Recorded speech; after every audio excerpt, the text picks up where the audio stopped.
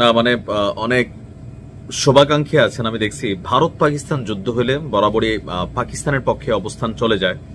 তো এখন যে পাকিস্তান এবং আফগানিস্তানের মধ্যে যুদ্ধ হচ্ছে, বাংলাদেশের মানুষ আসলে কোন পক্ষে যাবে? মানে আফগানিস্তানের পক্ষে নাকি পাকিস্তানের পক্ষে? আবার দেখছি অনেকে নীরব নীরব আছেন। এই যে এক দেশ আরেক দেশের প্রায় কারো 200 কারো 250 সেনা মাইরা ফেললো, শহর উড়াই দিল, এক দেশ আরেক দেশের পতাকা টতাকা সব উড়ায় মুড়াইয়া ফালাই দিল।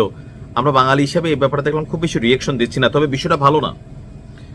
বিশ্বব্যাপী মুসলিম রাষ্ট্রগুলো একে অন্যের পাছার মধ্যে মানে অঙ্গুলি দেওয়ার একটা কি বলা হয়েছে ধরেন পুরানা প্রথা আছে। আর আফগানিস্তানকে নিয়ে যারা সারাদিন লাফান, দেখেন এই আফগানিস্তান কিন্তু এখন ভারতেই যাচ্ছে।